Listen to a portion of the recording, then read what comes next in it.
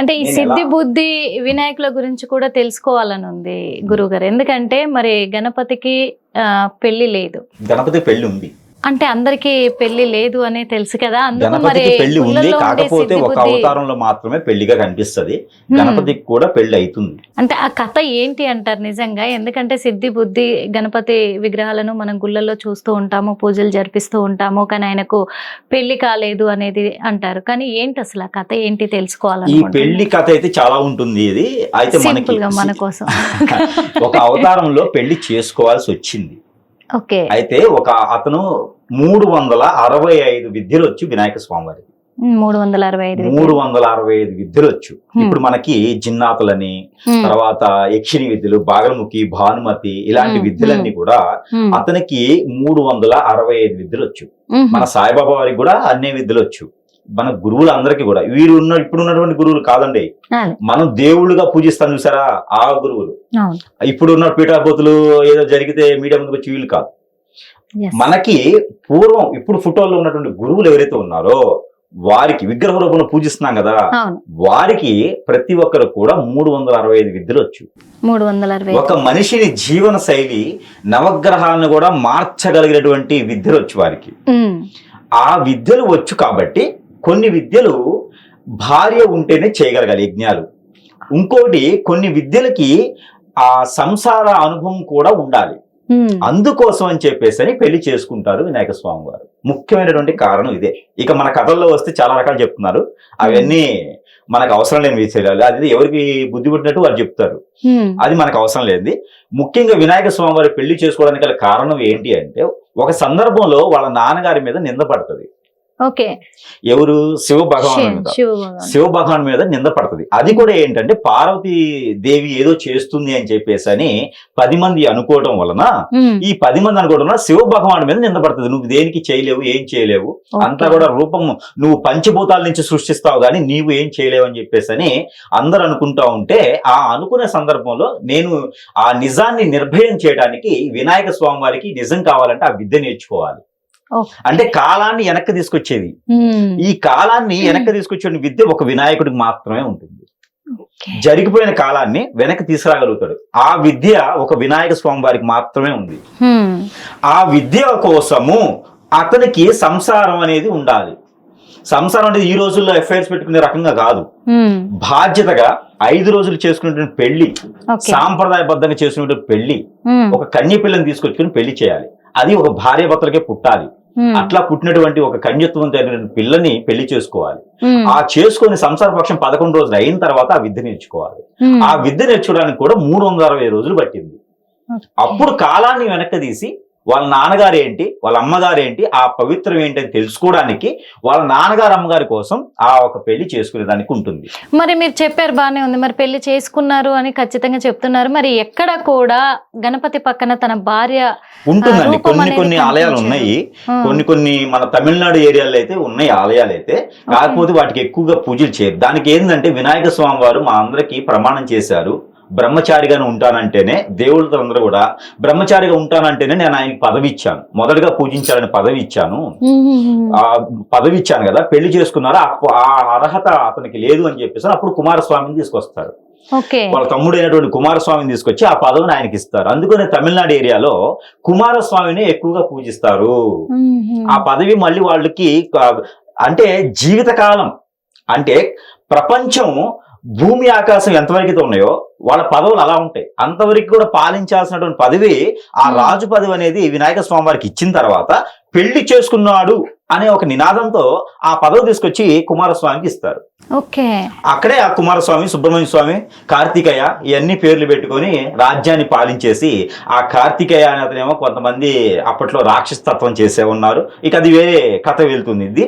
అయితే ఈ వినాయక స్వామి వారి పెళ్లి చేసుకోవడానికి కల లోక కళ్యాణార్థం కోసం పెళ్లి చేసుకుంటే అక్కడ ఉన్నటువంటి పదవి పోతుంది. కాబట్టి అక్కడ కొన్ని రకాలుగా పద్ధతుల ప్రకారంగా ఆ పదవి పోకుండా ఉండడానికి ఈ పూజ అనేది, నేను ఏదైతే నినాదం చెప్పానో అదే విధంగా బ్రహ్మచారిగానే నేను మీకు వరాలు ఇస్తాను అని ఒక నినాదం చేయడం ద్వారా అదే విధంగా కొనసాగుతుంది ఇప్పటి వరకు కూడా. అందుకని ఎక్కడో ఒక ఆలయం మాత్రమే ఈ కథలో ఉంటుంది, ఎక్కడో ఒక ఆలయం మాత్రమే బ్రహ్మచారిగా కాకుండా ఎందుకంటే ఈ కథ సంసార చాలా పర్సన్ మందికి ఉంటారు. తెలియదు కదా స్వామి, చాలా మందికి తెలియదు నిజంగా. గణపతికి పెళ్ళే కాలేదని ఇప్పుడున్న జనరేషన్ వాళ్ళు, గణపతికి పెళ్ళి ఎక్కడిది, పెళ్ళి ఉంటే పెళ్ళైన ఉంటే పక్కన అమ్మవారి విగ్రహం కూడా ఉంటది కదా, సతీ సమేతంగా ఉంటారు కదా అనే డౌట్. ఇందాక మనం మాట్లాడుకునేటప్పుడు కేసరి గణపతి అని ఒకటి మాట్లాడుకున్నాం. ఈ కేసరి గణపతి కింద రాహువు, కేతువు, శుక్రుడు ఉంటాడు. ఓకే, ఈ 3 గ్రహాల కలయికతోనే అతనికి పెళ్లి అవుతుంది. కేసరి గణపతి అవతారం 8వ అవతారం. ఈ 8వ అవతారం అంటే శని భగవానుడు. 8 అంటే శని. ఈ శని భగవానుడు తల మీద కూర్చున్నప్పుడు ఆయనకి పెళ్లి అనేది అవుతుంది. ఈ 4 గ్రహాలు కలిస్తేనే పెళ్లి. అందుకనే మనకి జాతకంలో చూసుకున్నప్పుడు రాహు దోషం ఉందా అండి, కుజ దోషం ఉందా, రాహుకేతు దోషం ఉందా అని చూసి ఆ తర్వాత భార్యలో కావచ్చు, భర్తలో కావచ్చు ఇలాంటి దోషాలు ఉంటే శని భగవానుడు బాగున్నాడా అప్పుడు ఇస్తారు.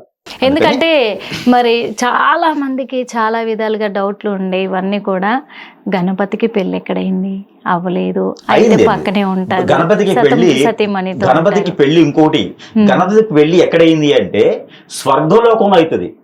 బ్రహ్మ, విష్ణు అందరూ ఉండంగానే గణపతిని పెళ్లి అంగరంగ వైభవంగా చేసేటువంటి విధానం ఉంటుంది. గణపతి ఎంత ఎత్తుంటాడు తెలుసా, ఆయన ఇప్పటికీ బ్రహ్మచారిగా అలాగే ఉండిపోయినారు. కొన్ని పదవుల కారణంగా జనవాళి ప్రజల్ని కాపాడేందుకు ఆ పదవి తీసుకున్నాడు కాబట్టి దానికి విలువ ఇవ్వాలి కాబట్టి బ్రహ్మచారిగానే కనబడతారు. మనకి వాళ్ళ నాన్నగానే కాపాడుకోవాలి కాబట్టి పెళ్లి చేసుకున్నారు. నింద పన్నివ్వకూడదు కాబట్టి. అంటే అటు అతన్ని కాపాడుకోవాలి, ఇటు ప్రజల్ని కాపాడాలి, పదవిని, పరిపాలనని అన్ని సమపాలలో చూసేటువంటి అతనే వినాయకుడు. అందుకే బుద్ధి వినాయకుడు అయ్యారు అతను. బుద్ధి బలంగా చేస్తారు కాబట్టి బుద్ధి వినాయకుడు. ఇకపోతే సిద్ధి వినాయకుడు. సిద్ధి వినాయకుడు అంటే ఏంటంటే వరాలు కురిపించేటి, మనకి కోరికలు తీర్చేటువంటి వినాయకుడే సిద్ధి వినాయకుడు అంటారు. ఈ సిద్ధి వినాయకుడు తామర పువ్వులో కూర్చొని ఉంటాడు. తామర పువ్వులో బ్రహ్మ ధ్యానం చేస్తూ ఉంటాడు. బ్రహ్మ ధ్యానం చేస్తూ తామర పువ్వులో కూర్చొని ఉంటాడు. అతను సిద్ధి వినాయకుడు. ఈ సిద్ధి వినాయకుడిని పూజించడం ద్వారా మనకి చదువులో కానివ్వండి, ఏదైనా విధానంలో కానివ్వండి, మన మైండ్ సెట్ సరిగా లేకపోతే మనకి సిద్ధిస్తాడనమాట. ఆ సిద్ధించడం వల్ల అన్ని రకాల కోరికలు మనం తీర్చుకునేటువంటి విధానాన్ని, ఆ ఒక మనకు ఉన్నటువంటి దోషాలను తొలగించేసి ముందుకు నడిపించేటువంటి వాటికే సిద్ధి వినాయక అంటారు అనమాట. అందుకనే సిద్ధిల్లు కాక అంటారు. సిద్ధిల్లు కాక అంటే ఏంటంటే దినదిన అభివృద్ధి అవుతావు నువ్వు అని అర్థం అనమాట. అది సిద్ధి వినాయక. సిద్ధి వినాయక ఎలా గుర్తుపట్టాలంటే తామర పూలో కూర్చొని ఉంటారు, బాసపట్టు వేసుకొని సిట్రైట్ గా కూర్చొని ఉంటారు. ఇక నేను ఇక్కడ కూర్చుంటాను, ప్రపంచాన్ని మొత్తం నేను ఇక్కడ పాలిస్తాను, ఒక దగ్గర కూర్చొని ప్రపంచాన్ని అంతా పాలిస్తారన్నమాట. అంత సిద్ధి ఉంటుంది వారికి. నేర్చుకునే దానికి గానీ సిద్ధి వినాయకుని పూజించుకొని గనక ఉపాసన తీసుకున్నట్లయితే వారికి ఇంకా దినదిన అభివృద్ధి అవుతుంది. ఇది సిద్ధి వినాయక. ఇకపోతే బుద్ధి వినాయకుడు ఉండేటువంటి విధానం ఏంటంటే మామూలుగా చైర్ ఉంటుంది, ఒక రాజస్వం ఉంటారు కదా, ఆ రాజస్వం మీద కూర్చొని ఉంటాడు, కాలు మీద కాలు వేసుకొని కూర్చొని ఉంటాడు. అతను బుద్ధి వినాయకుడు. సిద్ధి వినాయకుడు తామరపులో ఉంటాడు. ఇలా గుర్తుపట్టేటువంటి విధానం. ఇక మహారాజు అయితే తలపాగా ఉంటుంది. ఇలా ఇంక మనకి అవతారాలు తీసుకుంటే గనక ఒక్కొక్క ఆలయాల్లో ఒక్కొక్క విగ్రహంగా మనము చూస్తూ ఉంటాము. హిట్ టీవీ యాప్, ఇందులో short news, live news, entertainment shows, movies, digital magazines తో పాటు మీ జిల్లా వార్తలను కూడా ఫ్రీగా చూడొచ్చు. ఇంకెందుకు ఆలస్యం, వెంటనే హిట్ టీవీ యాప్ ని డౌన్లోడ్ చేసుకుని ఫ్రీగా ఎంటర్టైన్మెంట్ పొందండి. Hit TV app. Hit TV app. Please download hit TV app. Hit TV app ని ఫ్రీగా డౌన్లోడ్ చేసుకుని ఎంజాయ్ చేయండి. మీకు నచ్చిన ఎంటర్టైన్మెంట్ కోసం హిట్ టీవీ యాప్ ని ఫ్రీగా డౌన్లోడ్ చేసుకుని ఎంజాయ్ చేయండి. హిట్ టీవీ యాప్ ని డౌన్లోడ్ చేసుకుని ఆస్వాదించండి, ఆశీర్వదించండి. ఇంతమంది సెలబ్రిటీలు హిట్ టీవీ యాప్ ని డౌన్లోడ్ చేసుకోండి అని చెప్తున్నారంటే ఎంత మంచి యాప్ ఆలోచించండి. అమెరికా అమెరికా అమెరికా అమెరికాలో చదవాలనుకునే వాళ్ళకి విశ్వసనీయమైన పేరు మన శౌర్య కన్సల్టెన్సీ. UK లో 1 year masters, UK లో 1 year masters, 2 years work permit up to 5 years visa. Contact Saurya Consultancy. Contact 89851 89851.